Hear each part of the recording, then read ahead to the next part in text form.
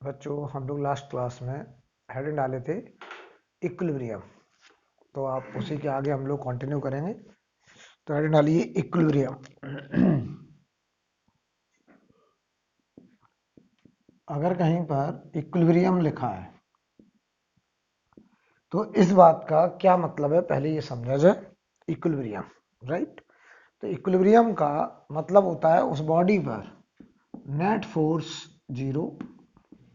Net force zero का मतलब ये हुआ कि force zero in all direction. Force zero in all direction मतलब एक्स डायरेक्शन में net force zero, Y direction में net force zero, Z direction में नेट फोर्स जीरो, या सीधे बोल रहे all direction net force zero. किसी भी डायरेक्शन में हम बॉडी पर नेट फोर्स जीरो दिखा सकते हैं। एफ नेट जीरो का मतलब। अच्छा, अगर इक्विलिब्रियम है तो इक्विलिब्रियम के दो मतलब होते हैं, एक तो नेट फोर्स जीरो और एक net torque zero. Net torque, अच्छा बताओ, इक्विलिब्रियम अगर कहीं लिखा है तो net force zero in every direction और net torque zero about any point, about all points. हम किसी भी पॉइंट के अबाउट नेट टॉर्क क्या कर सकते हैं, जीरो। तो definite zero in all direction. और दूसरी बात है tau net zero, tau net zero about any point, about any point, किसी भी पॉइंट के अबाउट आप नेट टॉर्क दिखा दीजिए और वो नेट टॉर्क क्या होना चाहिए, जीरो, राइट। अच्छा, इक्विलिब्रियम एक कंप्लीट वर्ड है जिसमें नेट फोर्स भी जीरो होगा, नेट टॉर्क भी जीरो होगा। नेट फोर्स जीरो होगा हर डायरेक्शन में, नेट टॉर्क जीरो होगा हर पॉइंट के अबाउट। नेट फोर्स जीरो को हम लोग बोलते हैं ट्रांसलेशनल इक्विलिब्रियम। अगर केवल नेट फोर्स जीरो है तो हम उसे बोलते हैं ट्रांसलेशनल इक्विलिब्रियम, और नेट टॉर्क अगर जीरो है तो उसे बोलते हैं हम लोग रोटेशनल इक्विलिब्रियम। उसे बोलते हैं रोटेशनल इक्विलिब्रियम, राइट। लेकिन अगर दोनों बातें हैं तब उसे बोलते हैं कंप्लीट इक्विलिब्रियम, राइट। तो अगर केवल इक्विलिब्रियम वर्ड यूज हुआ है कहीं तो हम उसका यही मतलब निकालेंगे कि उस पर नेट फोर्स भी जीरो है और नेट टॉर्क भी जीरो है। और नेट फोर्स जीरो है along any direction, all direction, और नेट टॉर्क जीरो है अबाउट एनी पॉइंट।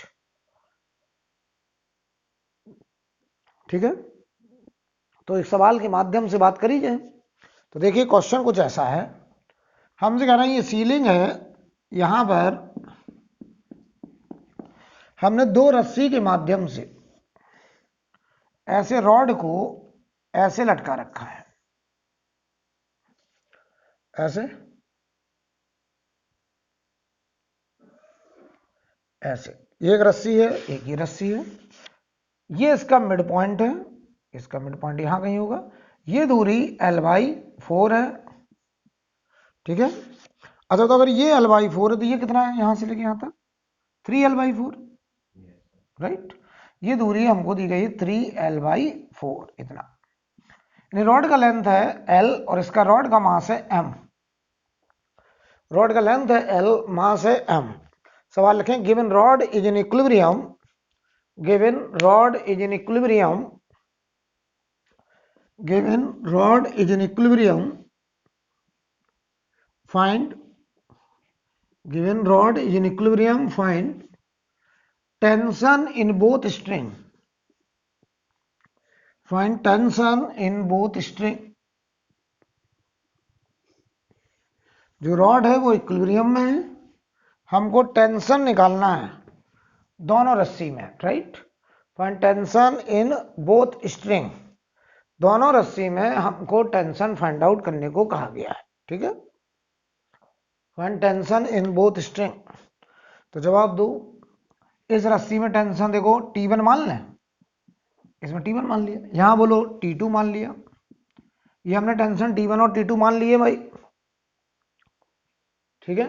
अच्छा बताओ, उन्होंने कहा रॉड इज इन इक्विलिब्रियम, इसका क्या मतलब है? इसका मतलब इस रॉड पर net force zero along all direction, net torque zero about any point.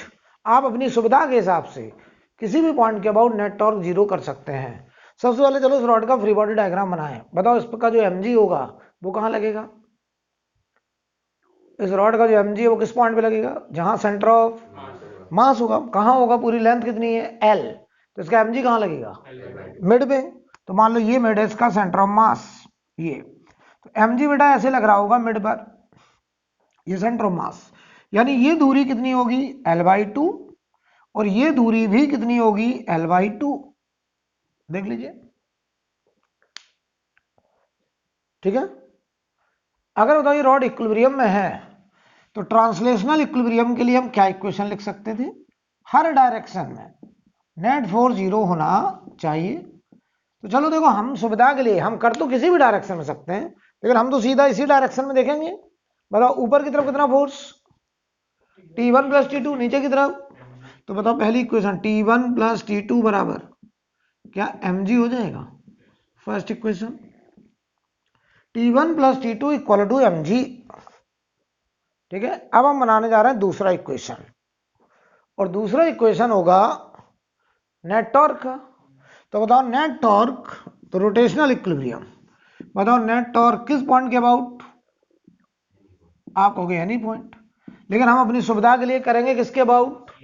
CM के अबाउट। बहुत बढ़िया, तो टाउ अबाउट सीएम हमने 0 कर दिया सुविधा के लिए, क्योंकि हमें T1 T2 निकालना है। तो बताओ, ध्यान दो, इस एक्सिस के अबाउट, ये सीएम के अबाउट, बताओ T1 से कितनी परपेंडिकुलर दूरी?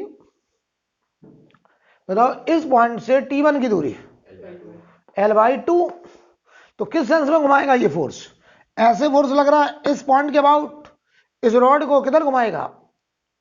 क्लॉकवाइज। क्लॉकवाइज का मतलब प्लस की माइनस, माइनस के लिखते थे तो माइनस लिखेंगे, तो T1 इंटू L/2 माइनस का।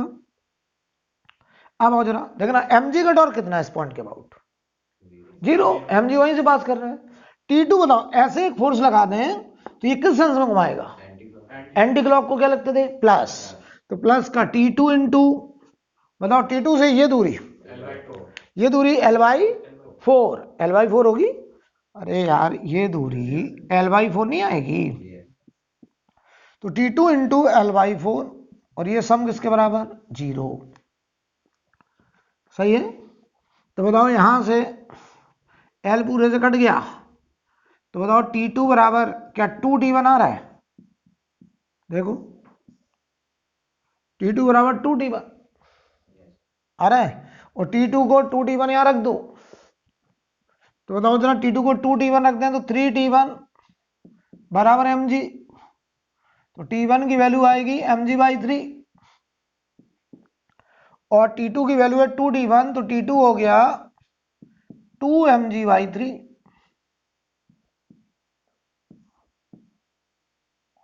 ये आंसर होगा।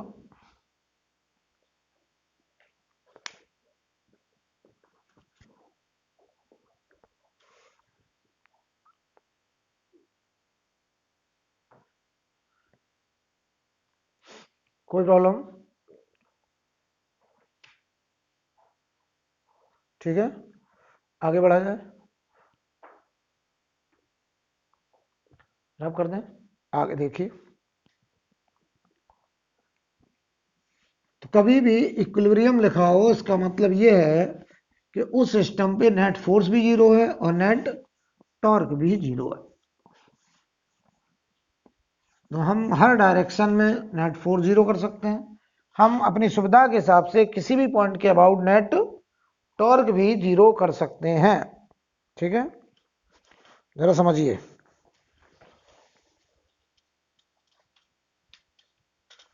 देखेंगे भाई, मान लो मैं आपसे कहें, अगला सवाल देखना,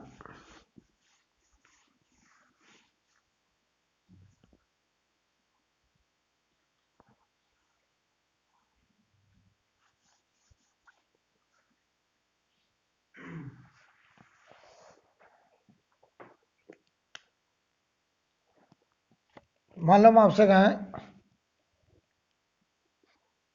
ये एक्स एक्सिस है, ये वाई एक्सिस है, ठीक है, और कोई रॉड ऐसे यहां पर है एक्स वाई प्लेन में, ऐसे यहां पे रॉड और इस वाई एक्सिस के बीच में स्मूथ है, यहां कोई फ्रिक्शन नहीं है, लेकिन यहां पे रफ है, यहां पे रफनेस है, फ्रिक्शन है, यहां पे, यहां स्मूथ है। एक जगह पर रफ है, एक जगह पर स्मूथ है। इसका मास है m और इसकी लेंथ है l।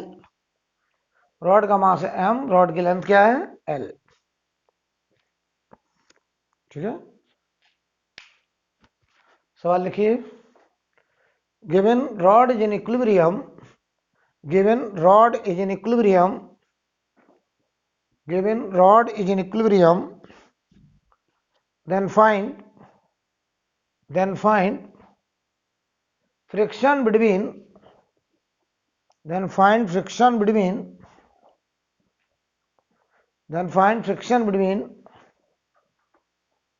horizontal floor, find friction between horizontal floor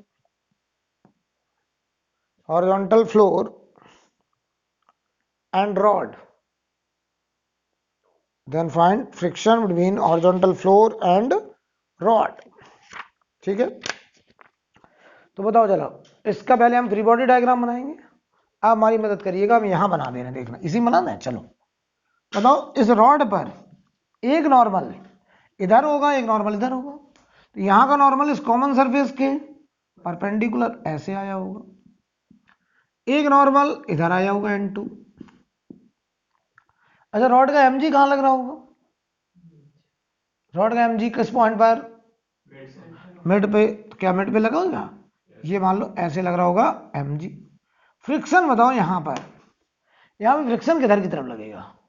left right? Left, क्योंकि इस रॉड को ये n2 चाहता है किधर चला जाए? राइट। कौन सा फ्रिक्शन लगेगा? Fs स्टैटिक, यही हमें निकालना है। अच्छा, ये एंगल हमको दिया गया है, ये जो एंगल है ये हमें दिया गया थीटा, ये एंगल थीटा है। रॉड का हॉरिजॉन्टल से जो एंगल है वो कितना है? थीटा, ये हमको गिवन है।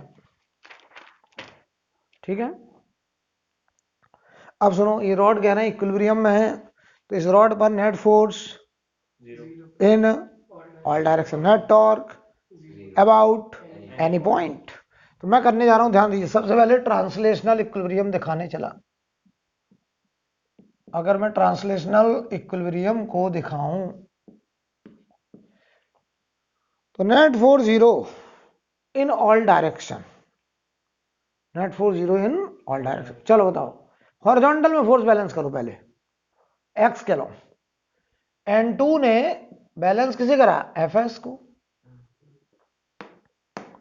वर्टिकल बोलो, n1 is equal to mg। सही है, n1 इक्वल टू mg। हमें क्या निकालना? फ्रिक्शन, और जो फ्रिक्शन है वही n2 के बराबर आएगा, n1 तो mg के बराबर है। अब बताओ, नेट टॉर्क 0 हम करने जा रहे हैं। हम बताओ रोटेशनल इक्विलिब्रियम के लिए नेट टॉर्क किसी भी पॉइंट के अबाउट। तो देखिए, रोटेशनल इक्विलिब्रियम में आपने कहा सर नेट टॉर्क 0 कर दूं अबाउट एनी पॉइंट। हम अपनी सुविधा के लिए इस पॉइंट के अबाउट करेंगे। ये पॉइंट है मान लो ए पॉइंट, तो हम नेट टॉर्क 0 करेंगे किस पॉइंट के अबाउट?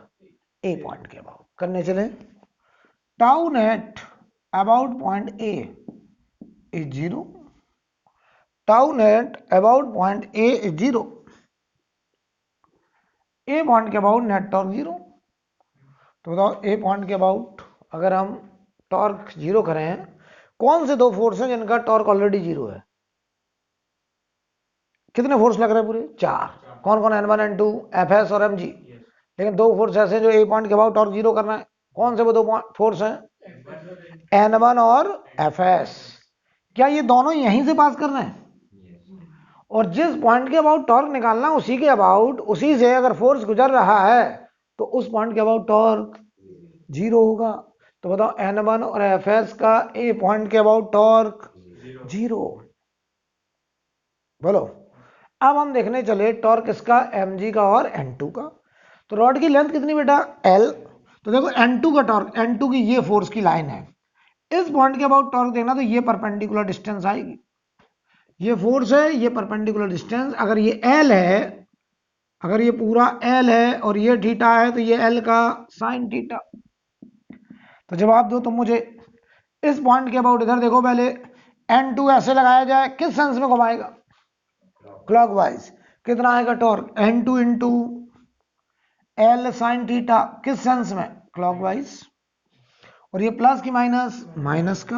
आप आओ जरा, इस पॉइंट के अबाउट mg का टॉर्क, mg ऐसे लग रहा है, तो परपेंडिकुलर डिस्टेंस ये आएगी बेटा, ये गैप, ये कितना होगा गैप?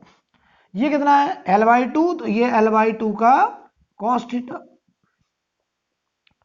बताओ इस पॉइंट के अबाउट ये mg इस रॉड को कैसे घुमाएगा? Anti clock. कितना? प्लस का mg into perpendicular distance L/2 cos theta, और ये बराबर 0 होना चाहिए क्योंकि रोटेशनल इक्विलिब्रियम है। बोलो, पूरे से L कैंसिल, तो ये देखो N2 sine theta will be equal to mg/2 cos theta. N2 की वैल्यू क्या आ गई? mg/2 cot थीटा, ये आ गया हमारा N2। बताओ बेटा, जो N2 है वही Fs है, जो N2 है वही फ्रिक्शन है। देख लो यहाँ पे, तो बताओ N2 हो चाहे फ्रिक्शन हो, दोनों बराबर हैं, और वो किसके बराबर आया? mg/2 cot theta. N1 किसके बराबर आया? mg के। ये आंसर आ चुके हैं। N1 भी निकल आया, N2 भी निकल आया, फ्रिक्शन भी आ गया, राइट?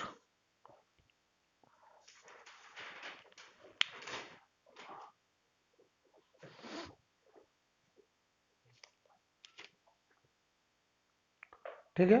अब एटेंड डाला प्योर ट्रांसलेशनल मोशन। हम लोग दो स्टैंडर्ड मोशन पढ़ते हैं, एक प्योर ट्रांसलेशन और एक प्योर रोटेशन। ठीक है। फिर इन दोनों का बैलेंस कॉम्बिनेशन को बोलते हैं रोलिंग मोशन। पहले हमें समझना पड़ेगा प्योर ट्रांसलेशनल मोशन क्या है, फिर समझेंगे प्योर रोटेशनल मोशन क्या है, फिर ये समझेंगे इनका जो बैलेंस कॉम्बिनेशन है उसे क्या बोलेंगे? Rolling motion. तो रोलिंग हमारा इंपॉर्टेंट टर्म है। अब रोटेशन में हम रोलिंग की तरफ बढ़ रहे हैं। ठीक है। तो पहले हमने डाली pure translational motion, pure translational motion. चलिए समझते हैं जरा।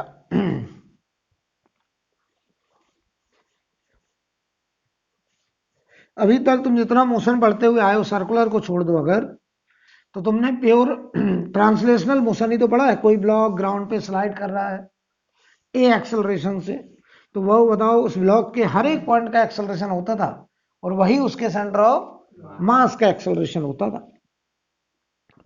तो प्योर ट्रांसलेशनल मोशन में क्या होता है कि बॉडी के हर एक पॉइंट के पास वेलोसिटी, मैग्नीट्यूड और डायरेक्शन में बराबर और उतनी होगी जितनी किसके पास होगी? सेंटर ऑफ मास के पास। ऐसे मोशन को बोलते हैं हम लोग प्योर ट्रांसलेशनल मोशन, राइट? तो प्योर ट्रांसलेशनल मोशन पहले अच्छे समझ लें। बॉडी का हर एक पॉइंट वेलोसिटी, मैग्नीट्यूड और डायरेक्शन दोनों में सेम रखेगा और उतनी ही रखेगा जितनी किसके पास होगी? सेंटर ऑफ मास के पास। ठीक है। तो समझो ना किस तरीके का मोशन। मैं तुमसे कहूं कि यहां पर ये मान लीजिए एक कोई रेगुलर बॉडी है, ये मान लो एक रेगुलर बॉडी। अब तुमको रेगुलर बॉडी क्या? उन बॉडी को हम लोग रेगुलर बॉडी कहते हैं जो रोल कर सकती हैं। रेगुलर बॉडी वो बॉडी जो रोल कर सकती है, like ring, disc, cylinder, spheres. ऐसी बॉडी क्या बोलेंगे? रेगुलर बॉडी, जो कि रोल कर सकती हैं, रोलिंग बॉडीज। लेकिन जैसे क्यूब है, तो क्यूब रोल नहीं कर सकता, क्यूब पलट सकता है, टॉपल कर सकता है, राइट? तो रॉड है, रॉड रोल नहीं कर सकता, रॉड टॉपल कर सकता है। तो हम उन बॉडीज को रेगुलर बॉडी कहेंगे जो रोल कर सकती हैं। उनके मोमेंट ऑफ इनर्शिया को, रेगुलर बॉडी के मोमेंट ऑफ इनर्शिया को हम लोग अभी ऐसे पढ़ेंगे, ICM equal to beta mr square. ये बीटा हमने अपनी तरफ से एक टर्म इंट्रोड्यूस कर दिया। आप कोई भी बुक पढ़ेंगे तो उन्होंने जनरली रेडियस ऑफ गायरेशन के टर्म्स में लिखा है, लेकिन ये मैं अपनी तरफ से एक टर्म डिफाइन कर दे रहा हूँ, बीटा। तो बीटा एक नंबर है जो कि रेगुलर बॉडी की पहचान करेगा। क्योंकि आगे चल के हमसे ऐसे सवाल करे जाते हैं कि इंक्लाइंड से हमने रिंग को छोड़ा, डिस्क को छोड़ा, सॉलिड स्फीयर को छोड़ा, रोल करके कौन पहले जमीन पर पहुंचेगा, ऐसे सवाल करेंगे। तो हम क्या करेंगे, हम सवाल एक रेगुलर बॉडी के लिए करेंगे और बाद में कहेंगे रिंग होगा तो बीटा इतना, डिस्क होगा बीटा इतना, सॉलिड स्फीयर होगा तो बीटा इतना, और फिर कहेंगे जिसका बीटा सबसे कम, उसका एक्सेलरेशन सबसे कम या ज्यादा, जो भी अभी आएगा, तो उससे हम लोगों को रिजल्ट रटना नहीं पड़ेगा। हम एक बॉडी के लिए करेंगे, रेगुलर बॉडी के लिए, और वही रिजल्ट हर एक बॉडी के लिए हो जाएगा, बस बदलना किसको पड़ेगा, बीटा को। तो फॉर एग्जाम्पल अगर रिंग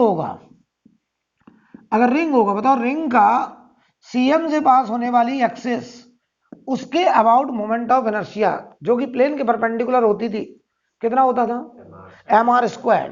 तो अगर बताओ रिंग का सीएम के से पास होने वाली एक्सिस प्लेन के परपेंडिकुलर mr स्क्वायर, तो बीटा की वैल्यू कितनी, 1। तो बीटा रिंग के लिए 1 होगा। तो रिंग हो चाहे हुप हो या फिर हॉलो सिलेंडर हो, इसके लिए हम लोग बीटा कितना मानेंगे, 1। ठीक है, कोई दिक्कत। अब बताओ अगर डिस्क होगा, डिस्क होगा या सॉलिड सिलेंडर, तो बताओ बीटा कितना मानेंगे, हाफ, बीटा हाफ मानेंगे।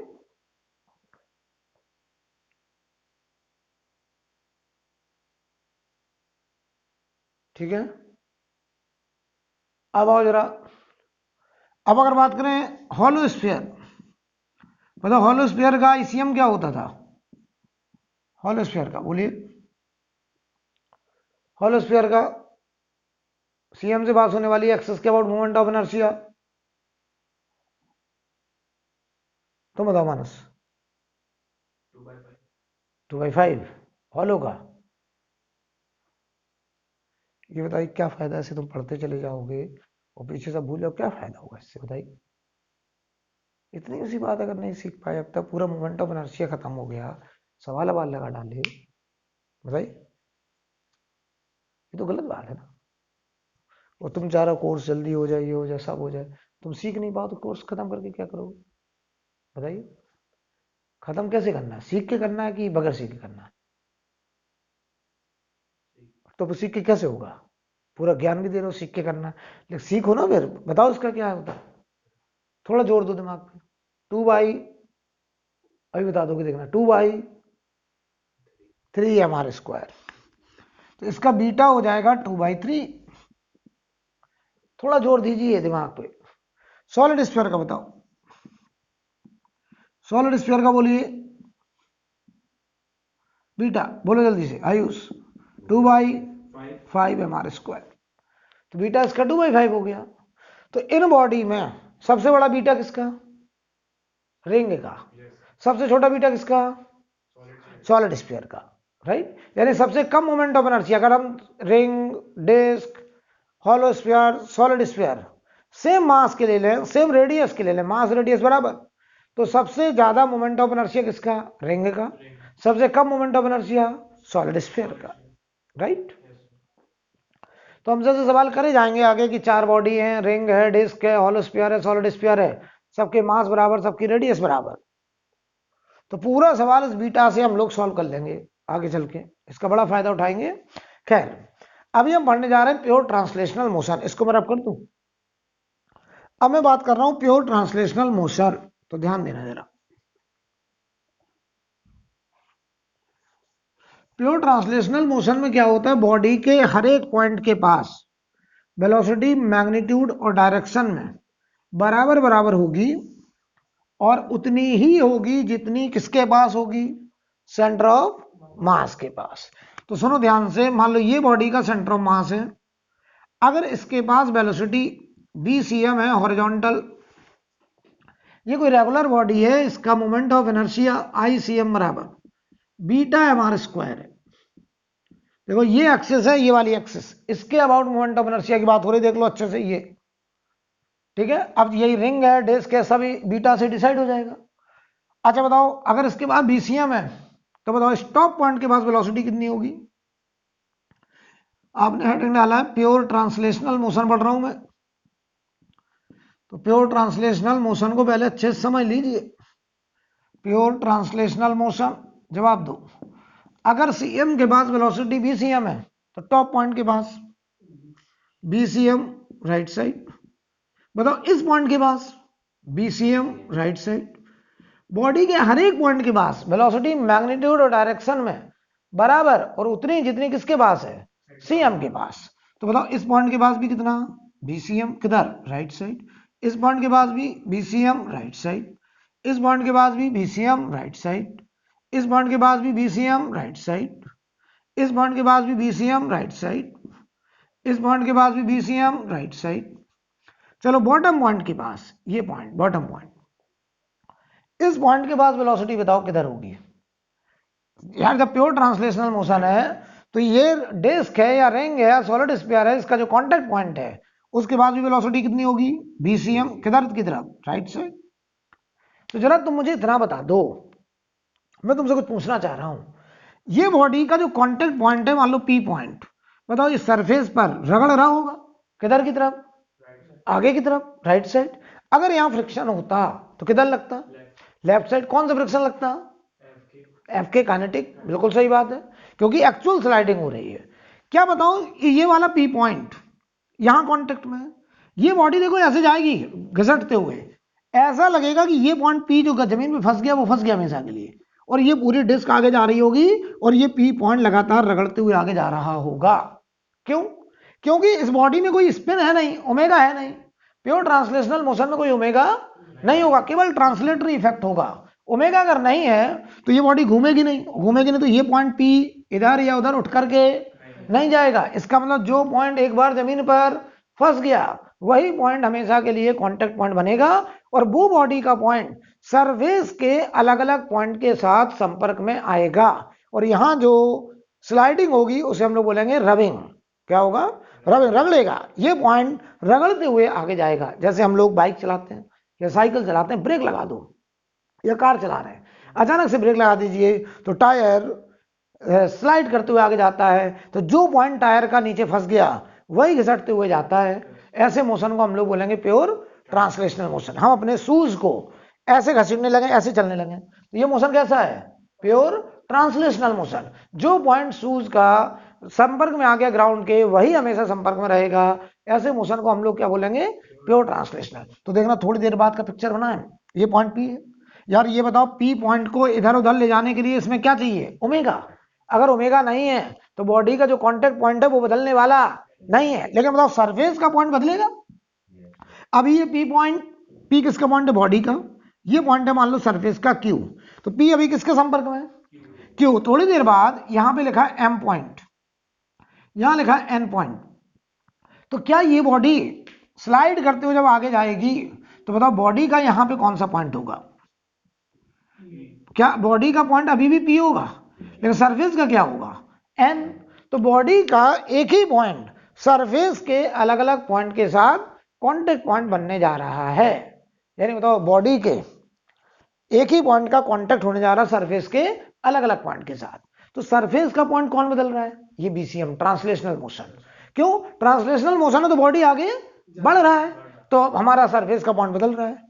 लेकिन बॉडी का पॉइंट क्यों नहीं बदल रहा है, क्योंकि बॉडी घूम नहीं रही। जो एक बार नीचे आ गया वही हमेशा के लिए नीचे, जो ऊपर है वो हमेशा के लिए ऊपर है, राइट। अच्छा बताना, तुमको सोचो अगर बीसीएम ना होता, केवल ओमेगा होता, यहीं घूमती रहती बॉडी, तो ये बॉडी आगे बढ़ती, और आगे ना बढ़ती तो घूमती, तो कभी ये पॉइंट यहां आता, कभी ये पॉइंट यहां आता।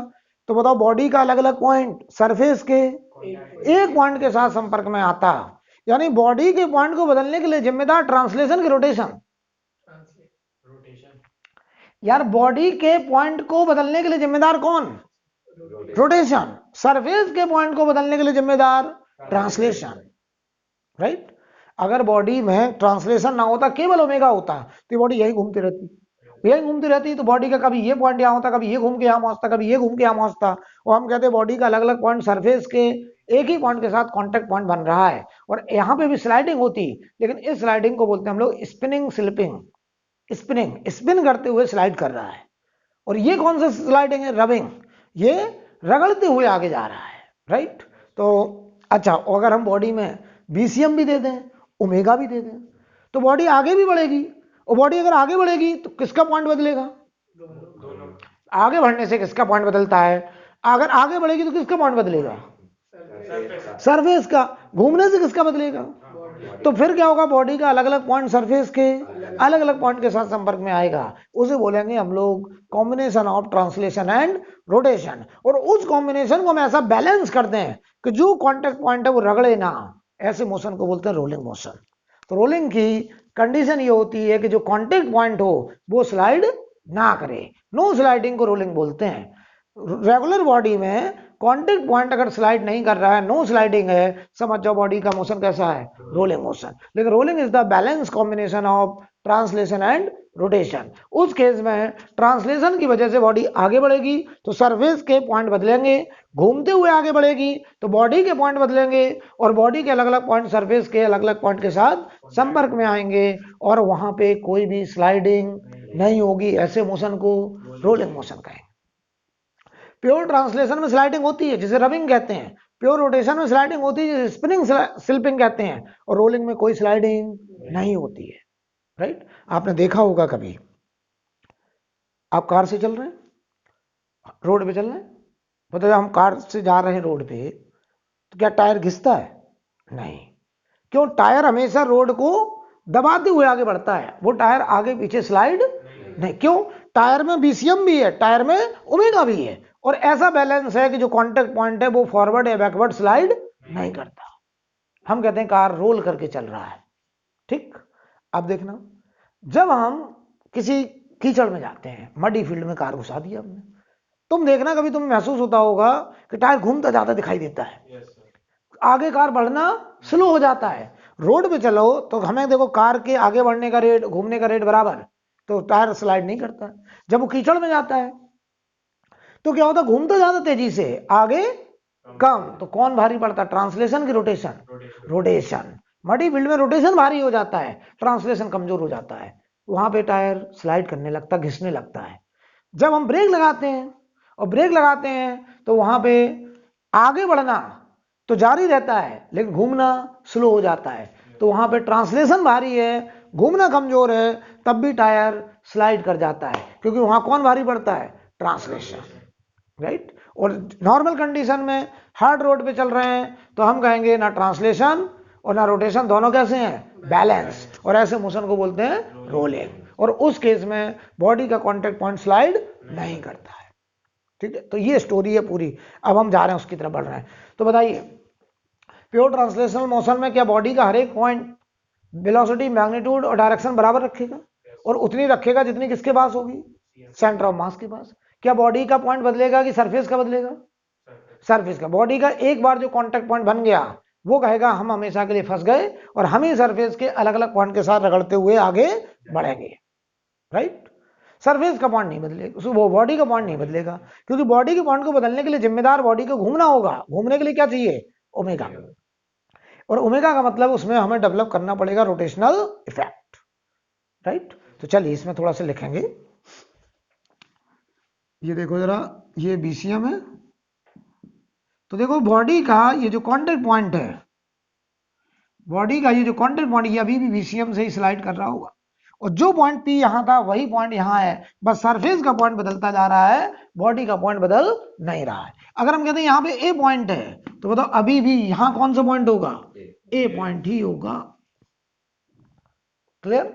अगर ये फोटोग्राफ टी बराबर 0 का है और ये फोटोग्राफ टी बराबर टी का है, तो जरा बताओ ये बॉडी यहां से यहां तक टी टाइम में इतना आगे बढ़ा, इसे बोलेंगे डिस्प्लेसमेंट ऑफ बॉडी, यानी displacement of CM.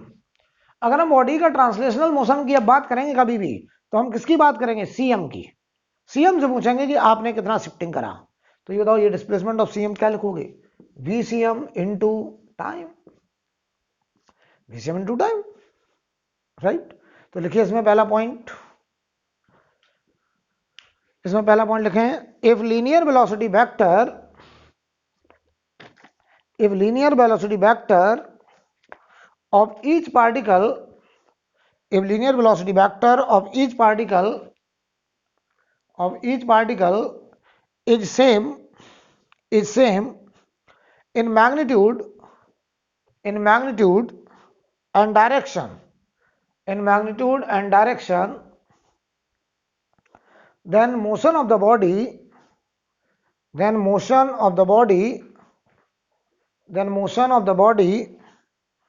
is pure translational.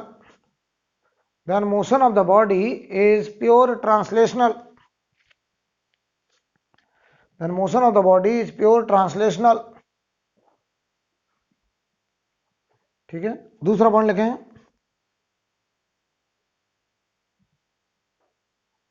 Second point लिखें, in pure translational motion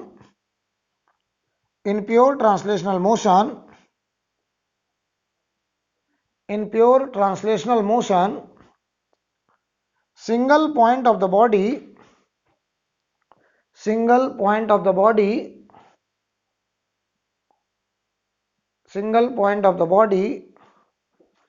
is in sliding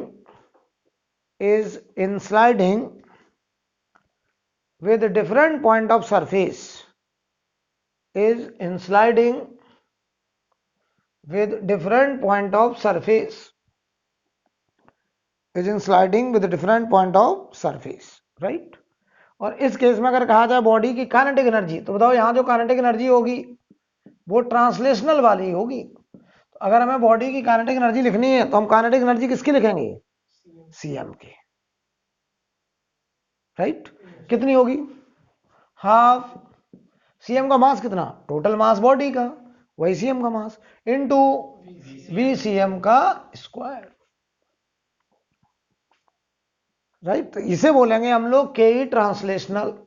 इसे क्या बोलेंगे, के ई ट्रांसलेशनल। अगर हमें ट्रांसलेशनल काइनेटिक एनर्जी लिखनी है तो वो बताओ half M V C M square के बराबर हो जाएगी, राइट। कोई दिक्कत, क्या बात एकदम क्लियर है। अब लिखें दूसरा, pure rotational motion. Pure rotational motion,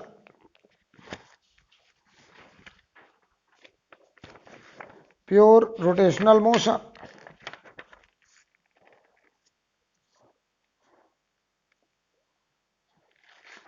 pure rotational motion.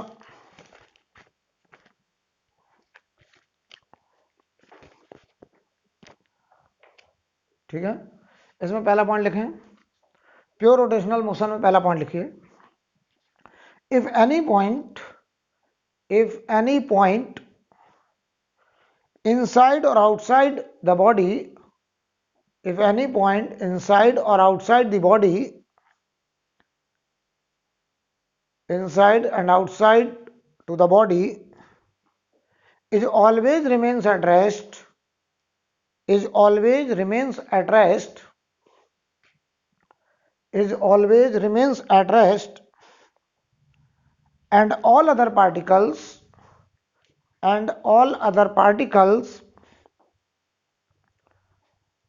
are in motion, and all other particles are in motion, and all other particles are in motion with respect to this point, with respect to this point,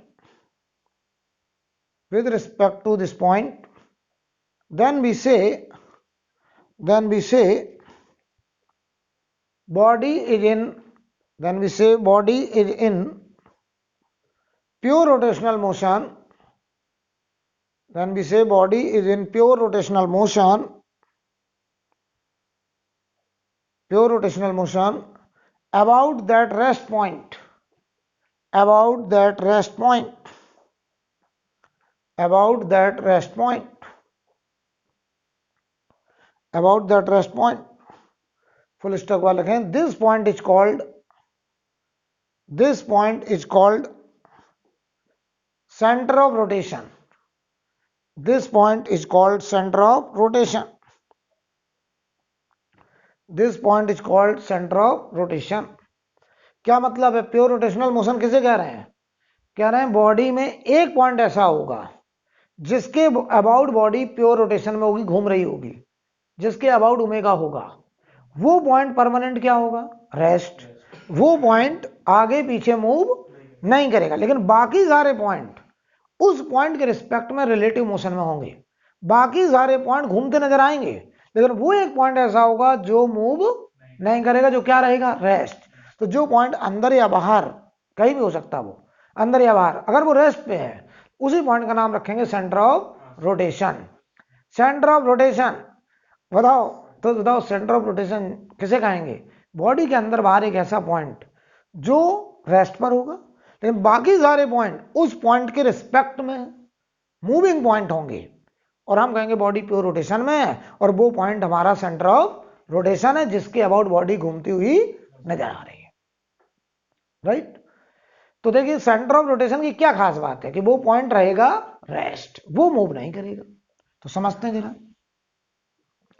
अच्छा, अगर body pure rotation में होगी तो body forward जाएगी कि backward जाएगी, केवल उसी जगह घूमती रहेगी, उसी जगह घूमती रहेगी, और जिस पॉइंट के अबाउट घूमेगी उसी पॉइंट का नाम रखना है हम लोग सेंटर ऑफ रोटेशन, और वो पॉइंट रहेगा रेस्ट। तो समझो जरा मतलब, समझो जरा मतलब।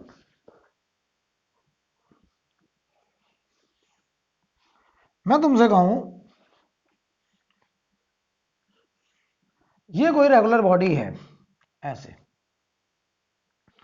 ये कोई रेगुलर बॉडी है, इसका आई सीएम से पास होने वाली इस एक्सिस के अबाउट मोमेंट ऑफ इनर्शिया है जो आईसीएम, वो है हमारा beta M R square. Beta M R square, ICM equal to beta M R square. ठीक है, अब समझो जरा, इस एक्सिस के अबाउट अगर बॉडी ऐसे घूम रही ओमेगा से, ऐसे ऐसे घूम रही ओमेगा से, तो आप हमारी थोड़ी सी मदद करिए, बताओ इस पॉइंट की वेलोसिटी क्या होगी, हमेशा जीरो। ये मान लो ग्राउंड है, देखना ध्यान से, अभी ये पॉइंट हमारा कांटेक्ट पॉइंट है बॉडी का पॉइंट, मान लो बॉडी के इस पॉइंट का नाम पी है, सरफेस का यहां कोई पॉइंट है मान लो क्यू पॉइंट, बताओ पी पॉइंट किसका है, बॉडी का, क्यू पॉइंट किसका है, तो पी किसके कांटेक्ट में है, क्यू के साथ संपर्क में आया। ध्यान से देखना, एक एक बात समझना। कोई तुमसे कहे सीएम की वेलोसिटी बताओ, यहां पे जो सेंटर ऑफ रोटेशन है वो हमने किसे माना, सीएम, हमने सीएम के अबाउट ओमेगा दिया है, तो यही सीएम हमारा है सेंटर ऑफ रोटेशन। ये जरूरी नहीं कि हर सवाल में CM he centre of rotation हो। सेंटर ऑफ रोटेशन वो पॉइंट है जिसके अबाउट ओमेगा है, जिसके अबाउट बॉडी प्योर रोटेशन में है, और वो पॉइंट आगे पीछे मूव नहीं करेगा, क्योंकि आगे पीछे मूव करने के लिए v चाहिए, v, और v बराबर होता है आर ओमेगा।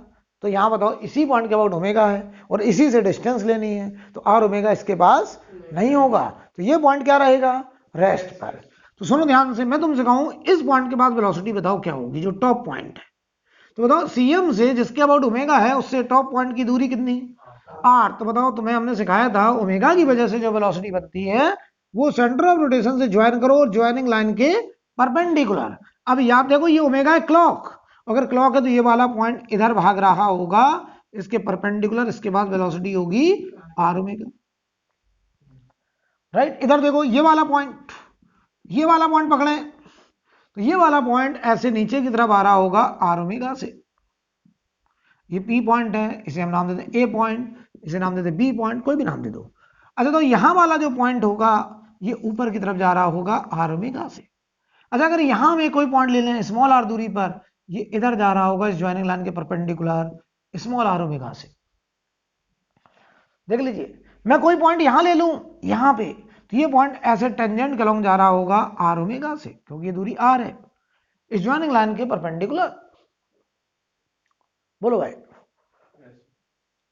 तो बताओ आप हमको जरा इनमें बताओ, इस पूरी बॉडी में बताओ। अच्छा, ये पी पॉइंट के बाद वेलोसिटी किधर होगी बोलो, इसके अबाउट ओमेगा है तो इसको ज्वाइन करो, ज्वाइनिंग लाइन के परपेंडिकुलर क्या पीछे की तरफ होगी, क्योंकि ओमेगा किस सेंस में है, एंटी क्लॉक है, क्लॉकवाइज, तो ये पॉइंट किधर भागेगा पीछे, कितनी वेलोसिटी से, आर ओमेगा। तो जरा बताओ तुम मुझे, इधर देखो, क्या बॉडी का हर एक पॉइंट मोशन में है, सब भागने की दौड़ में है, केवल एक पॉइंट है जो भाग नहीं रहा है, वो कौन है, centre of rotation. Centre of rotation यहां बाई चांस कौन है, सेंटर ऑफ मास, क्योंकि हमने ओमेगा दिया है सेंटर ऑफ मास से पास होने वाली एक्सिस के अबाउट। राइट। लेकिन ये जरूरी नहीं कि हर सवाल में centre of mass he centre of rotation हो। तो बताना जरा आप हमको, यहां बताओ ये पी पॉइंट अभी ग्राउंड के क्यू पॉइंट के संपर्क में है, थोड़ी देर बाद क्या होगा, ये पी पॉइंट यहीं रहेगा कि इधर खिसक जाएगा? क्या इसकी जगह लेने के लिए ए पॉइंट आएगा? तो बताओ थोड़ी देर बाद ए पॉइंट क्यू के कांटेक्ट में आएगा, क्या कभी बी पॉइंट भी घूम के यहां आएगा? तो बताओ क्या बॉडी का अलग अलग पॉइंट कांटेक्ट में आएगा? और बताओ सरफेस का एक ही पॉइंट कांटेक्ट में रहेगा, और ये बॉडी इस लाइन से लेफ्ट या राइट जाने वाली नहीं है, क्योंकि आगे बढ़ाने के लिए ओमेगा रिस्पॉन्सिबल नहीं होता, आगे बढ़ाने के लिए बीसीएम चाहिए, आगे बढ़ाने के लिए ट्रांसलेशनल मोशन चाहिए, घुमाने के लिए केवल क्या चाहिए? ओमेगा।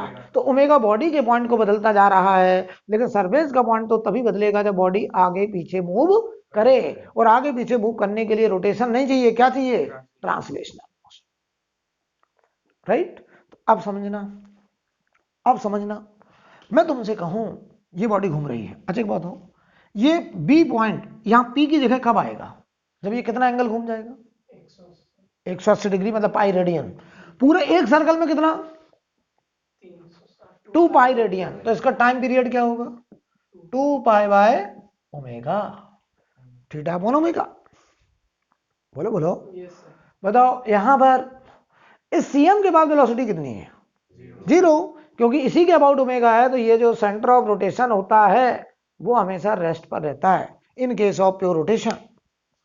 प्योर रोटेशन के केस में जो सेंटर ऑफ रोटेशन है वो रेस्ट पे रहेगा। और बताओ यहाँ बॉडी के अलग अलग पॉइंट सरफेस के एक ही पॉइंट के साथ संपर्क में आ रहे हैं, क्या ये पॉइंट पी इसके साथ रगड़ रहा होगा? बिल्कुल। लेकिन ये रगड़ कैसा है? Spinning sliding. स्पिनिंग स्लाइडिंग, यहां आया, रगड़ के आगे निकल गया, फिर दूसरा आ गया, फिर निकल गया, तो यहाँ स्पिनिंग स्लिपिंग बोलते हैं इसको। राइट। तो दूसरा पॉइंट हमने कहा, क्या लिखवाया था दूसरा पॉइंट? एक ही लिखा, दूसरा पॉइंट लिखिए, in pure rotational motion, in pure rotational motion about cm, in pure rotational motion about cm, in pure rotational motion about cm, different point of body, different points of body are in spinning slipping, different points of body are in spinning slipping, कहते नहीं ball spin कर रहा है, spinning slipping, spinning slipping with one point of surface, with one point of surface, with one point of surface,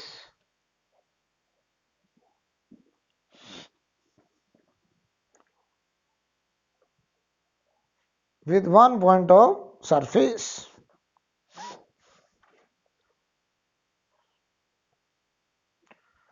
right. अब देखिए,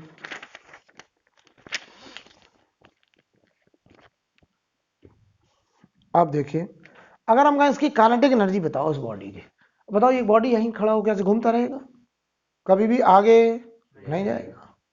right. तो ये कब होता है? आप साइकिल को ऐसे उठा लो, पैडल घुमाइए, ये मोशन कैसा? Pure rotational motion. राइट। जमीन का वही पॉइंट रहेगा, टायर का तुम्हारा पॉइंट लगातार बदलता रहेगा। और बताओ इसकी काइनेटिक एनर्जी, इसके पास भी काइनेटिक एनर्जी है, लेकिन यहां जो काइनेटिक एनर्जी है वो कौन सी? रोटेशनल। और रोटेशनल काइनेटिक एनर्जी लिखी जाती है हाफ आई ओमेगा स्क्वायर, जैसे ट्रांसलेशनल काइनेटिक एनर्जी होती है half M V C M square, ऐसे यहां पे हाफ आई। अब आई किसके about? Important point, centre of rotation, जिसके अबाउट प्योर रोटेशन है, तो I about centre of rotation. ये ना रट लेना कि आई अबाउट सीएम, ना, जिसके अबाउट प्योर रोटेशन है। प्योर रोटेशन किसके अबाउट है? यहां सीएम के अबाउट। इस केस में बाई चांस सीएम के अबाउट है, तो बताओ आप हमको, क्या इसी को इस केस में हम ये लिख सकते हैं हाफ आई सीएम से पास होने वाली एक्सिस के अबाउट ओमेगा स्क्वायर, चाहो तो हम इसको ऐसे लिखते हैं half beta M R square omega square, ऐसे भी लिख सकते हैं। राइट। सच्चाई क्या है? हम हमेशा मोमेंट ऑफ इनर्शिया किस पॉइंट के अबाउट लेंगे? सेंटर ऑफ रोटेशन के अबाउट। मोमेंट ऑफ इनर्शिया हम उस एक्सिस के अबाउट लेंगे जो सेंटर ऑफ रोटेशन से पास कर रहा है।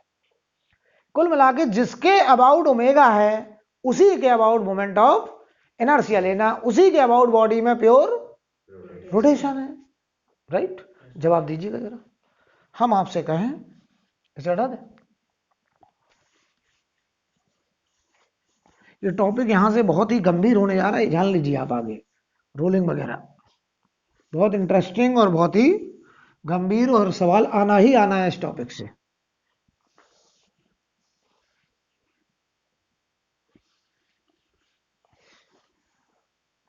मैं तुमसे कहूं कोई रॉड है, ऐसे देखिए, ये मान लो एक रॉड है, हमने इस रॉड को यहां ऐसे पाइवोट कर रखा है, ऐसे पाइवोट कर रखा है, ऐसे, ठीक। ये एक्सिस है, देखिए ये एक्सिस, हमने इस एक्सिस के अबाउट रॉड को पाइवोट कर रखा है, और इस एक्सिस के अबाउट हमने दे रखा है ओमेगा। तो ये रॉड प्योर रोटेशन में है, किस पॉइंट के अबाउट? एंड पॉइंट के अबाउट। क्या सीएम के अबाउट है? नहीं। तो अब यहां पे जो प्योर रोटेशन है वो अबाउट पाइवोटेड एंड। राइट, जवाब दो मुझे, किस पॉइंट के पास कितनी वेलोसिटी होगी जरा बताना। इस पॉइंट की वेलोसिटी क्या होगी? जीरो। बहुत बढ़िया, यही पॉइंट होगा रेस्ट पे, इसी का नाम हम रखेंगे सी आर। सी आर का मतलब centre of rotation, centre of rotation. क्या ये परमानेंट रेस्ट है? इसका नाम रख दिया C R, centre of rotation. कभी आगे चल के हम देखेंगे कोई पॉइंट एक इंस्टेंट के लिए रेस्ट पे आएगा, तो हम उसका नाम रख देंगे ICR, instantaneous centre of rotation. अगर वो एक इंस्टेंट के लिए रेस्ट पे आएगा तो हम आगे चल के उसका नाम आईसीआर रख देंगे, और कहेंगे बॉडी प्योर रोटेशन में है इस आईसीआर के अबाउट, लेकिन इस टाइम पर, उस इंस्टेंट पर। राइट, लेकिन इस केस में अभी बॉडी प्योर रोटेशन में है हर टाइम पर, हर समय, क्योंकि ये पॉइंट परमानेंट रेस्ट, तो इसका नाम है CR, centre of rotation. Right, चलिए खैर, तो मैं तुमसे कहूं किस पॉइंट के बाद कितनी वेलोसिटी, तो जरा जवाब दीजिए हमको। इधर ये रॉड है, हम इसके अलग अलग पॉइंट की वेलोसिटी आपसे पूछें, बताओ इसका जो सीएम होगा वो कहां पे होगा? मिड पे। सीएम की वेलोसिटी बताओ कितनी होगी? L/2 omega. किधर की तरफ? वेलोसिटी एंटी क्लॉक होती है। इस पॉइंट, ये पॉइंट किधर जा रहा होगा? ये रॉड है, ऐसे घूम रहा है, तो ये पॉइंट किधर की तरफ भाग रहा है? राइट से। यार सीधी सी बात, जिसके अबाउट ओमेगा उससे उस पॉइंट को ज्वाइन करो, ज्वाइनिंग लाइन के परपेंडिकुलर। यहां जो बीसीएम आएगा वो कितना होगा? L/2 into omega. परपेंडिकुलर इधर क्यों नहीं गया? क्योंकि ओमेगा एंटी क्लॉक था, तो ये पॉइंट इधर भागने की तैयारी में है। बोलो, चलो बॉटम पॉइंट की वेलोसिटी बताओ। बॉटम पॉइंट की वेलोसिटी एल ओमेगा, इधर की तरफ परपेंडिकुलर इसके एल ओमेगा। ये पॉइंट अगर P है तो ये हो गया BP। चलो इधर आ जाओ, इस पॉइंट की वेलोसिटी बताओ, यहां से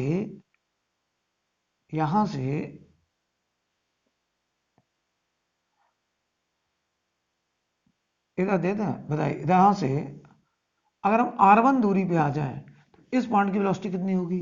R1 ओमेगा। सिंपल। तो क्या बताओ, रॉड का हर एक पॉइंट मोशन में है, हर एक पॉइंट मोशन में, एक छोड़। कौन है वो पॉइंट? एंड पॉइंट, जिसका नाम सेंटर ऑफ रोटेशन। ये बॉडी प्योर रोटेशन में है, लेकिन ये pure rotation about and point, CM के अबाउट नहीं, प्योर रोटेशन। मैं कहूं इसकी काइनेटिक एनर्जी लिखो। चलो, इस रॉड की काइनेटिक एनर्जी, रोटेशन वाली, रोटेशनल काइनेटिक एनर्जी, चलिए बोलो, half I omega square. I किसके अबाउट? सीएम के अबाउट कि सीआर के अबाउट? सीआर। यहां सीआर कौन है? एंड पॉइंट, तो यह आएगा हाफ आई एंड के अबाउट ओमेगा का स्क्वायर। हाफ आई बताओ एंड के अबाउट कितना?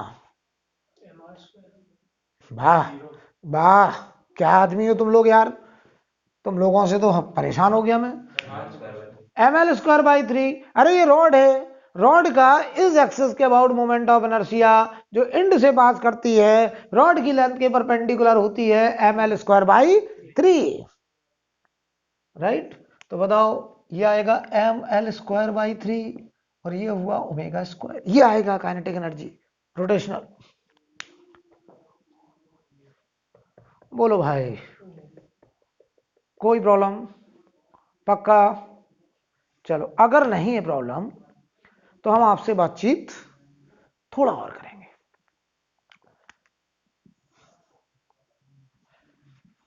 बताना जरा, ये एक रॉड है, ये एक रॉड है, इसकी लेंथ है L,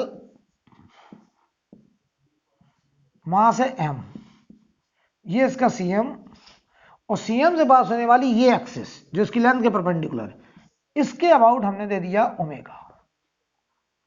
बताओ क्या ये रॉड प्योर रोटेशन में है? किस बॉन्ड के अबाउट? CM। अब बताओ सेंटर ऑफ रोटेशन कौन है? CM है। तो केवल CM ही एक ऐसा पॉइंट होगा जो मूव नहीं करेगा, बाकी सारे पॉइंट CM के रिस्पेक्ट में मोशन में होंगे। जवाब दो मुझे आयुष, यहां वाले पॉइंट ये सब कहां की तरफ भाग रहे होंगे?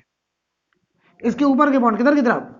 और राइट साइड ऊपर जाने पर इनकी वेलोसिटी लगातार क्यों बढ़ेगी? क्योंकि CM से दूरी।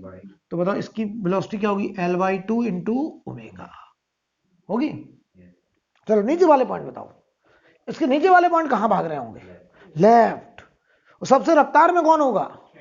And point. तो देखो इसके नीचे वाले पॉइंट इधर की तरफ जा रहे होंगे, इन सब की वेलोसिटी ऐसे बढ़ रही होगी, सबसे ज्यादा वेलोसिटी इसकी होगी L/2 ओमेगा। बोलो, कोई दिक्कत? पक्का? तो बताओ इस रॉड की ये फोटोग्राफ t बराबर 0 का है, t बराबर t पे बताओ फोटो कैसा बनेगा? t बराबर ये रॉड आगे जाएगी कि यहीं रुकी रहेगी? ये रॉड ऐसा पिक्चर होगा, ये रॉड है ऐसा पिक्चर होगा, इस एक्सिस के अबाउट ये ऐसे घूम रही होगी, यहीं पे घूम रही होगी, ये आगे नहीं जाएगी। तो बताओ मैं तुमसे कहूं क्या ये पॉइंट परमानेंट रेस्ट है? चलो भाई, मैं कहूं इसका थीटा एंगल घूमने में इसको कितना समय लगेगा?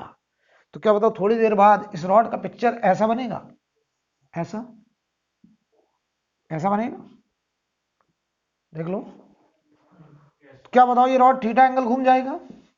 मैं कहूं थीटा घूमने का समय, तो थीटा बराबर ओमेगा इंटू टी लिख दिया जाएगा। अरे एक चक्कर लगाने में कितना समय लगेगा? Time period. और टाइम पीरियड में कितना radian? 2 pi.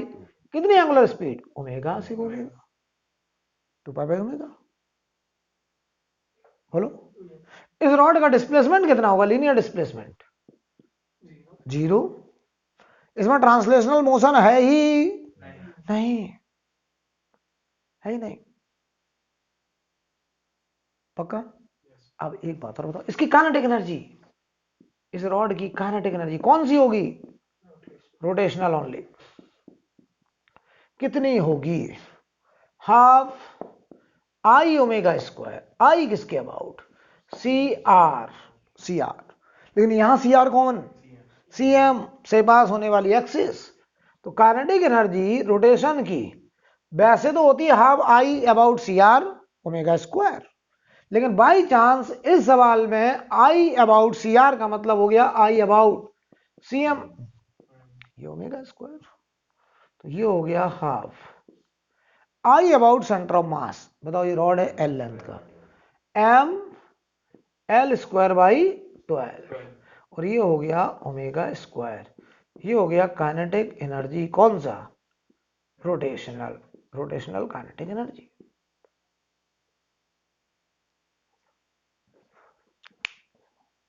Rotational kinetic energy, right?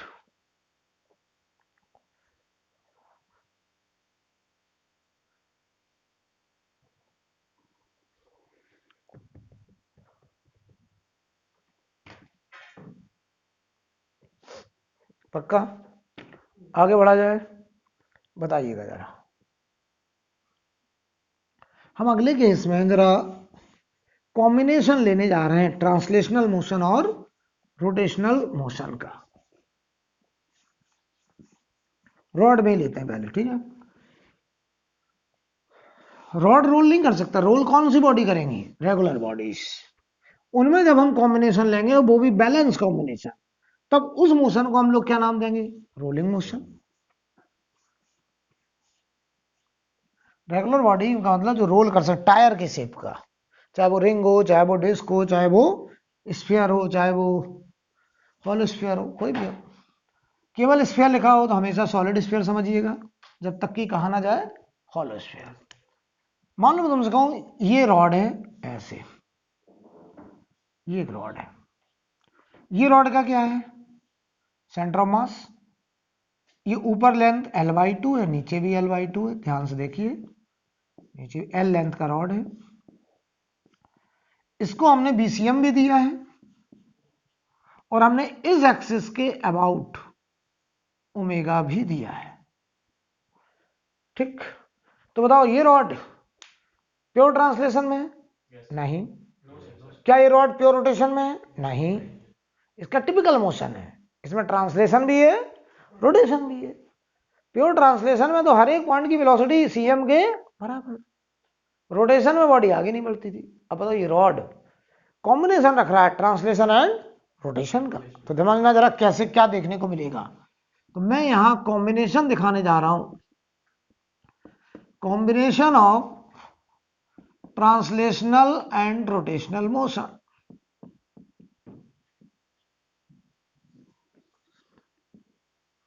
Translational and rotational motion, rotational motion, translation और रोटेशन का कॉम्बिनेशन। तो ध्यान दो बेटा, ध्यान दो बेटा, ये CM है, कितनी वेलोसिटी से जा रहा है, BCM। यहाँ CM के पास कितनी velocity, BCM only, only BCM। दो कहाँ है, ओनली ओमेगा की वजह से उसको कोई आर ओमेगा। अब आओ सुनो, हम 3 पॉइंट पे फोकस करेंगे कि ये टॉप पॉइंट A, एक ये CM और ये बॉटम पॉइंट B। हम 3 पॉइंट के बारे में बात करेंगे। बताओ ये फोटोग्राफ t बराबर 0 पे रॉड का, बताओ A पॉइंट की वेलोसिटी बताओ, क्या A पॉइंट को ट्रांसलेशन की वजह से कुछ मिलेगा? यस, उतना ही मिलेगा जितना किसके पास, सेंटर मास कितना है।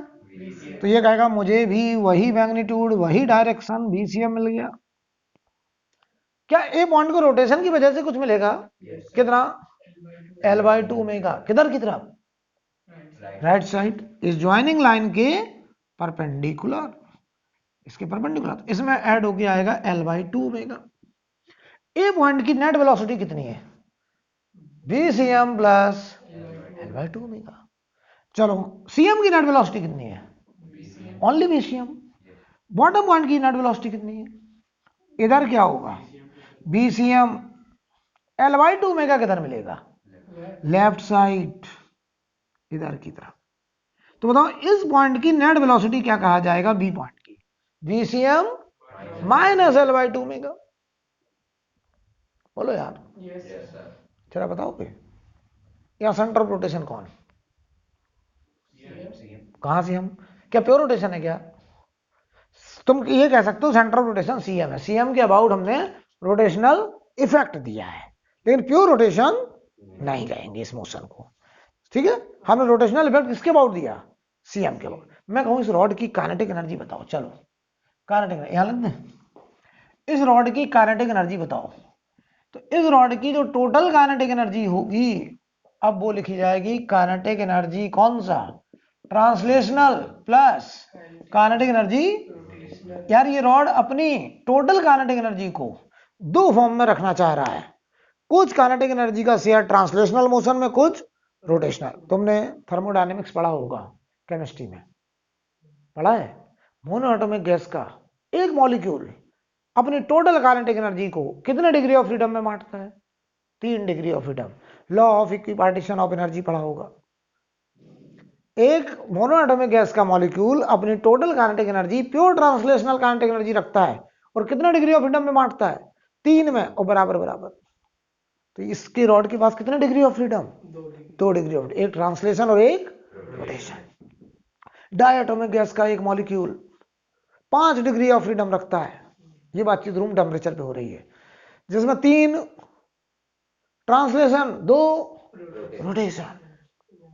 याद आ रहा है, एक पॉलीएटॉमिक नॉन लीनियर, डायटोमिक अगर लीनियर है तो उसका भी डिग्री ऑफ फ्रीडम 5 ही होता है, लेकिन पॉलीएटॉमिक नॉन लीनियर अगर है तो उसका degree of freedom 6, 3 translation, 3 rotation. तो law of equipartition of energy क्या कहता है कि गैस का मॉलिक्यूल अपने हर डिग्री ऑफ फ्रीडम में एक बराबर बराबर एनर्जी का पैकेट रखता है, चाहे वो डिग्री ऑफ फ्रीडम ट्रांसलेशन का हो चाहे वो रोटेशन का हो, फर्क नहीं पड़ता। गैसेस मॉलिक्यूल के हर डिग्री ऑफ फ्रीडम में बराबर बराबर एनर्जी। जैसे डायटोमिक गैस का मॉलिक्यूल है, उसके टोटल डिग्री ऑफ फ्रीडम कितने? 5। 3 किसके? 2 किसके?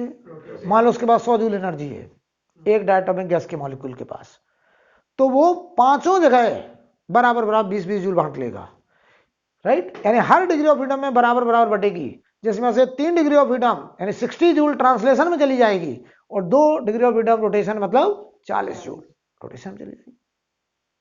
ये स्टोरी किसकी थी? Gases molecule. यह रॉड क्या कह रहा है? हम ट्रांसलेशन में इतनी काइनेटिक एनर्जी रखेंगे, रोटेशन में इतनी रखेंगे, हमारे पास काइनेटिक एनर्जी रखने के इंडिपेंडेंट मोड 2 है। इंडिपेंडेंट मोड जिसमें कोई भी बॉडी काइनेटिक एनर्जी रख सकता है, उसी को बोलते हैं हम लोग डिग्री ऑफ फ्रीडम। तो यहां पर काइनेटिक एनर्जी जो ट्रांसलेशन की है, बताओ वो कितनी है? Half M BCM square. बहुत बढ़िया।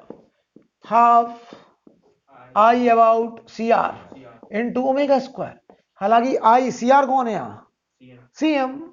तो ये बनेगा half M BCM square plus half ICR, यहाँ CM है, कितना बोलोगे? बोलो ML square by 12 into omega square. ये होगी इस रॉड की टोटल काइनेटिक एनर्जी।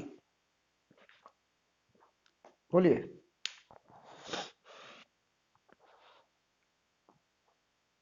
कोई दिक्कत?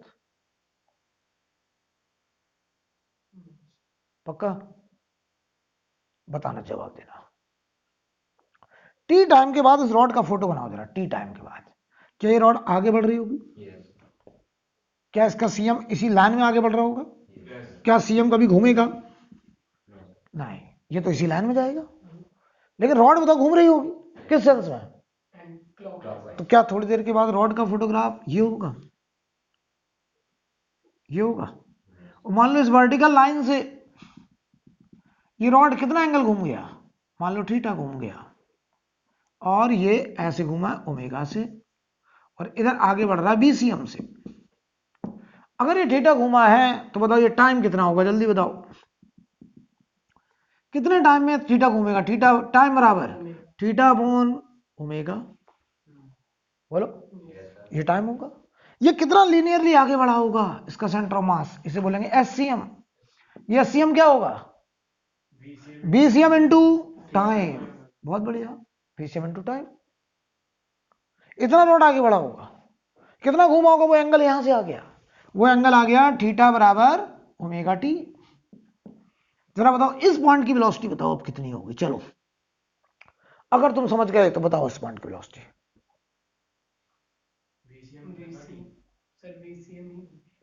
ट्रांसलेशन की वजह से इसको BCM मिलेगा, लेकिन रोटेशन की वजह से भी तो मिलेगा। कितना? L/2। अरे इसके अबाउट ओमेगा है, तो बताओ ये ज्वाइनिंग लाइन, ये इस ज्वाइनिंग लाइन के परपेंडिकुलर किधर? इधर। ऐसे आएगा। इस ज्वाइनिंग लाइन के परपेंडिकुलर कितना? L/2 into omega. बोलो अब ऐड नहीं होंगे, यहां ऐड हो रहे थे सीधे, क्योंकि हॉरिजॉन्टल BCM था और L/2 ओमेगा भी हॉरिजॉन्टल था। अब ऐसा नहीं है यहां। बोलो बताओ एंगल इधर देखो, ये वर्टिकल, इसका परपेंडिकुलर हॉरिजॉन्टल, ये रॉड का परपेंडिकुलर ये, तो ये वाला एंगल भी। तो पता इस ए पॉइंट की वेलोसिटी अगर हम तुमसे कहें, इस ए पॉइंट की वेलोसिटी कहें, तो बताओ जवाब VA बराबर रूट के अंदर दो वेक्टर का रिजल्टेंट जिनके बीच में एंगल थीटा, BCM का स्क्वायर प्लस L/2 ओमेगा का 2 times BCM into L/2 omega और cos थीटा, ये आएगा। अरे यार वेक्टर नहीं बढ़े, A square plus B square 2AB cos theta. बड़े चौकन्ने होकर देख रहे हैं ऐसे, जैसे पहली बार देख रहे हैं। कुछ आएगा? बोलिए अब बताओ,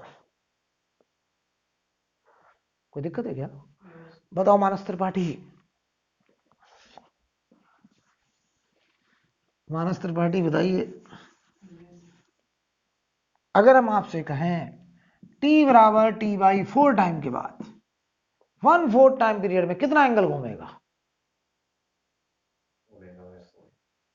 ओमेगा बाई, क्या यार तुम लोग कौन सा, क्या तुम लोग खाना खाते हो? टी थीटा बराबर omega into T, omega into t/4, omega क्या होगा 2 pi by time period into t/4, T से T cancel, पाई/2, 90 degree.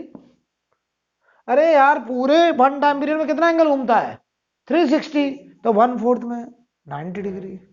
Common sense की बहुत ही कमी, common sense is not so common. आप बताइए, एक्चुअली तुम्हारी बात को ध्यान इसलिए नहीं देते, तो बहुत कम समय में, मतलब बहुत कम बार बोलते हो, तो तुम सही भी बोलते हो तो नजर नहीं आती, इतना गलत बोल चुके हो कि सही भी छिप जा रहा है। दिक्कत ये है, समझ रहे? खैर चलिए, सही बोला आपने, वेरी गुड। अब बताइए, अगर हम तुमसे कहें बताओ t/4 टाइम में कितना एंगल घूमेगा? 90। तो ये रॉड ऐसे थी, ये रॉड कैसी हो जाएगी? हॉरिजॉन्टल, ऐसे। क्या इसका सीएम इसी लाइन में होगा? देखना ये रॉड ऐसे हो चुकी है, ऐसे। ये है इसका सेंटर मास, अभी भी ऐसे। इसके बाद देखो बीसीएम अभी भी हॉरिजॉन्टल में होगा, ओमेगा ऐसे है, देखिए ऐसे। ठीक, बताओ ये ए पॉइंट यहां पहुंच गया, देखो यहां पे। बताओ ए पॉइंट की वेलोसिटी इधर की तरफ बीसीएम, और आर ओमेगा किधर की तरफ? नीचे की तरफ, ज्वाइनिंग लाइन के परपेंडिकुलर L/2 ओमेगा। कितने एंगल में है ये? तो इनका रिजल्टेंट इधर आएगा, और ये वेलोसिटी होगी ए पॉइंट की रूट के अंदर VCM का स्क्वायर प्लस L/2 ओमेगा का स्क्वायर। ये आंसर होगा। बोलो भाई, बताओ ये सेंटर ऑफ मास, इधर देखिए, ये सेंटर ऑफ मास यहां तक गया, कितना खिसक गया? ये दूरी बताओ, चलो ये दूरी, अगर हम इसे SCM कहें तो ये होगा BCM इंटू टाइम पीरियड का 1/4। तो ये बताओ कॉम्बिनेशन है, मिक्स है, कैसा मोशन? Translation and. तो बताओ ये रॉड देखो कैसे जा रहा होगा, इधर देखो, समझाता है। प्योर ट्रांसलेशन में ऐसे जाता था, ऐसे। प्योर ट्रांसलेशन में ऐसे चलता था रॉड, प्योर रोटेशन में रॉड ऐसे वहीं घूमता रहता था। ट्रांसलेशन रोटेशन के कॉम्बिनेशन लिया तो रॉड ऐसे।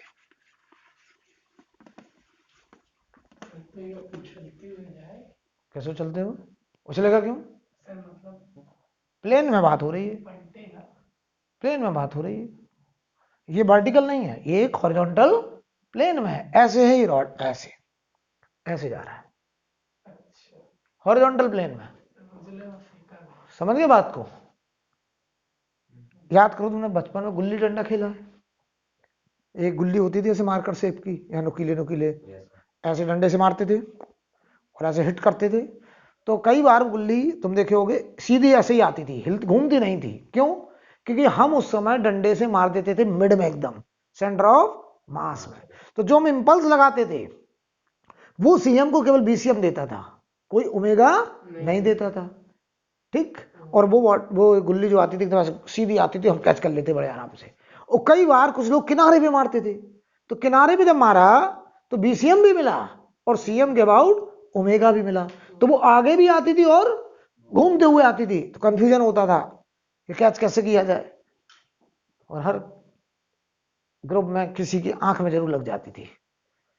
ये हुआ है, अगर आप खेले हैं तो, नहीं खेले तो कोई बात नहीं, राइट। तो ये बताओ कॉम्बिनेशन है किसका? ट्रांसलेशन और रोटेशन का, राइट। अब आप हेडिंग डालिए,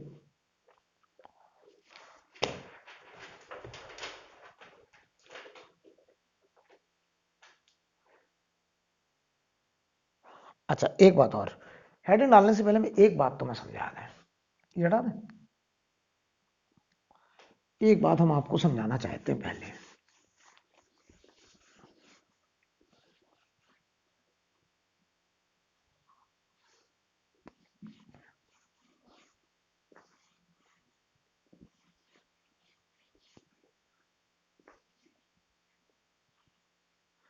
फोर्स में और इम्पल्स में फर्क तो क्लियर ही है। फोर्स बहुत साधारण सा फोर्स होता है न्यूटन ऑर्डर का, और इम्पल्स होता है एक लार्ज इम्पैक्ट फोर्स जो माइक्रो सेकंड टाइम के लिए आता है। इम्पल्स फोर्स क्या करता है, ए देता है, इम्पल्स सीधा वेलोसिटी देता है, राइट, क्योंकि impulse equal to change in momentum होता है। तो मैं तो दोनों बातें समझाना चाहता हूं। मान लो एक रॉड है, ध्यान से देखिएगा, अगर इस रॉड पर हम एक फोर्स, देखो कोई भी बॉडी अगर घूमने के लिए फ्री है, घूमने के लिए एकदम फ्री है, तो हमेशा रोटेशनल इफेक्ट किस पॉइंट के अबाउट कंसीडर करेंगे, सीएम के अबाउट। सुनो बहुत अच्छे, ये जैसे मार्कर है, घूमने के लिए फ्री है तो हमेशा रोटेशनल इफेक्ट सीएम के अबाउट मानेंगे। लेकिन अगर हम इसे पाइवोट कर दें, अब मजबूर हो गया ये घूमने के लिए किस पॉइंट के अबाउट, एंड पॉइंट के अबाउट। तो अगर पाइवोटेड वगैरह है तब तो फिर हम उसी के अबाउट रोटेशन मानेंगे, लेकिन अगर पाइवोट नहीं है, फ्री है घूमने के लिए, तो हमेशा सेंटर ऑफ मास के अबाउट। ठीक है, तो देखो ध्यान से, अगर हम एक फोर्स सीएम पे ही लगा दें एफ, तो हम तुम्हें सिखाना चाहते हैं, ये है फ्री बॉडी डायग्राम, हम इससे इफेक्ट दिखाना चाहते हैं। तो इस फोर्स की वजह से क्या इफेक्ट देखने को मिलेगा, देखना हम क्या देखेंगे इस बॉडी में। देखना इस बॉडी में क्या बताओ, एसीएम आएगा, आपने पढ़ा है बराबर एमएसीएम, तो क्या बताओ इसके सेंटर ऑफ मास के पास एसीएम आ जाएगा, राइट। बताओ अगर ये बॉडी फ्री है घूमने के लिए, हमने पाइवोट तो नहीं किया, किस पॉइंट के अबाउट फ्री है, तो सेंटर ऑफ मास के अबाउट टॉर्क कितना, जीरो, तो अल्फा कितना, तो इसमें कोई अल्फा जनरेट नहीं होगा। ये मोशन कैसा, प्योर। तो सुनो, कोई भी बॉडी अगर फ्री है घूमने के लिए और हम अपना फोर्स सीएम पे ही लगा दें, तो बताओ कैसा मोशन करेगा, प्योर ट्रांसलेशनल, क्योंकि अल्फा जनरेट नहीं हो पाया। क्यों अल्फा नहीं आ पाया, क्योंकि फोर्स ने कोई टॉर्क नहीं बना पाया, और जब टॉर्क नहीं तो टाउ होता आई अल्फा, तो अल्फा नहीं होगा। जवाब दीजिए। अब देखना, ये स्टोरी किसकी थी, फोर्स की। अब हम इंपल्स की स्टोरी दिखा रहे हैं। अगर ये रॉड है और ये इसका सेंटर ऑफ मास है, हम इसके सीएम पर एक इंपल्स लगा दिए जे, फोर्स देता है ए, इंपल्स देता है सीधा बी, बीसीएम। तो जरा बताओ इस इंपल्स ने सीएम के अबाउट, बताओ क्या बीसीएम दिया होगा सीएम से, impulse equal to change in momentum, ऐसे बीसीएम। लेकिन बताओ क्या इस जे का सीएम के अबाउट कोई मूवमेंट आएगा, क्या कोई जे का मूवमेंट बनेगा। अब सुनो, फोर्स के मूवमेंट का नाम होता है टॉर्क, इंपल्स के मूवमेंट का नाम होता है एंगुलर इंपल्स। क्या होता है, जैसे इंपल्स इक्वल टू होता है linear change in linear momentum, ऐसे एंगुलर इंपल्स होता है चेंज इन एंगुलर मोमेंटम। अभी आगे पढ़ाएंगे, लेकिन अभी दिमाग बैठाइए थोड़ा सा। जे फोर्स के मूवमेंट का नाम टॉर्क, टॉर्क क्या देता है, अल्फा। जे के मूवमेंट का नाम एंगुलर इंपल्स, एंगुलर इंपल्स सीधा क्या देगा, ओमेगा। तो बताओ ये जे का इस सीएम के अबाउट मूवमेंट कितना, जीरो, तो इसमें कोई ओमेगा डेवलप नहीं होगा, और ये बॉडी प्योर ट्रांसलेशनल मोशन ऐसे जाएगी।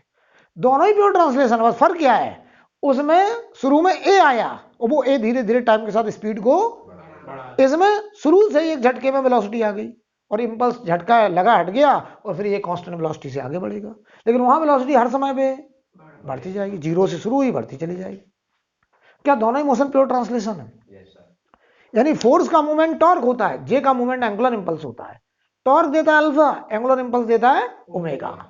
लेकिन इस केस में ओमेगा नहीं बन पाया, क्योंकि जो इंपल्स लगा वो कहां लगा, सीएम पे। वो सीएम के अबाउट ही हमें रोटेशनल इफेक्ट देखना था, कोई मूवमेंट नहीं बना पाया, कोई ओमेगा नहीं बना पाया। और ये मोशन कैसा, प्योर ट्रांसलेशनल, प्योर ट्रांसलेशनल। ध्यान से देखना, कुछ बताने की कोशिश है, लोगों का भी यहीं से कंफ्यूजन आता है, प्योर ट्रांसलेशनल। ठीक, अब देखिएगा जरा, यही हम बदलाव कर रहे हैं। अब हमने क्या करा, ध्यान से देखना, दोनों में ही करेंगे। हमने अब क्या करा, इसे हटा दें, देखिएगा भाई।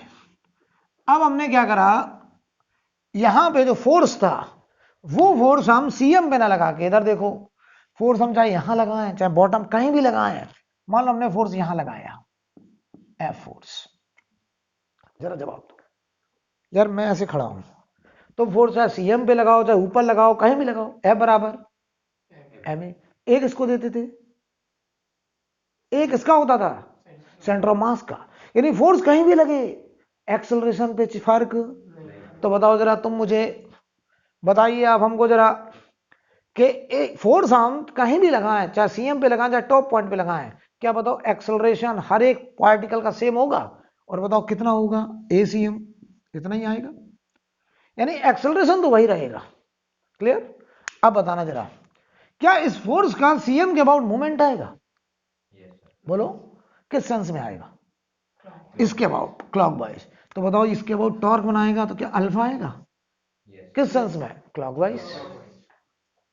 बोलो। तो अब बताओ अब क्या होगा? जैसे जैसे बॉडी आगे बढ़ेगी तो देख, अब हमने इसी में दिखा दिया, गलती से अलग से दिखा देना, ठीक। तो जब फोर्स लगाओगे तो इसे ACM भी मिलेगा, और ACM मिलेगा और इस फोर्स का CM के अबाउट मूवमेंट होगा तो अल्फा भी आएगा। बोलो अब क्या होगा? ये बॉडी आगे बढ़ेगी तो BCM भी बढ़ता जाएगा, अल्फा उसके ओमेगा को बढ़ाता जाएगा। यानी देखो फोर्स, वही फोर्स अब दोनों इफेक्ट क्रिएट करने में कामयाब है। क्यों? क्योंकि ये CM पर नहीं लग रहा है। यहां देखो, अगर हम इंपल्स लगा दें और CM पे ना लगाएं तो यही impulse change in linear momentum, तो ये डायरेक्ट CM को क्या देगा? BCM। अब ये प्योर ट्रांसलेशन नहीं होगा, अब ये कॉम्बिनेशन है ट्रांसलेशन एंड रोटेशन, क्योंकि अब ये फोर्स दोनों इफेक्ट जनरेट कर पा रहा है। यहां बताओ जरा, इधर देखो आयुष, जे लगाया तो क्या BCM आएगा? और जे का बताओ इसके अबाउट मूवमेंट आएगा किस सेंस में? तो बताओ इधर इसके अबाउट क्लॉकवाइज क्या आएगा? ओमेगा। अब बताओ इसमें BCM और ओमेगा दोनों डेवलप हो जाएंगे, राइट?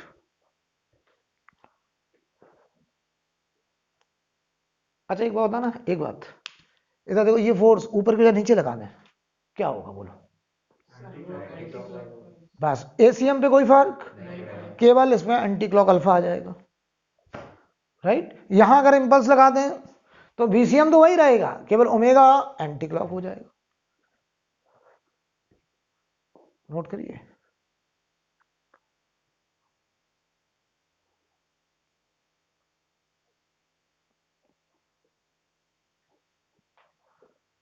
राइट?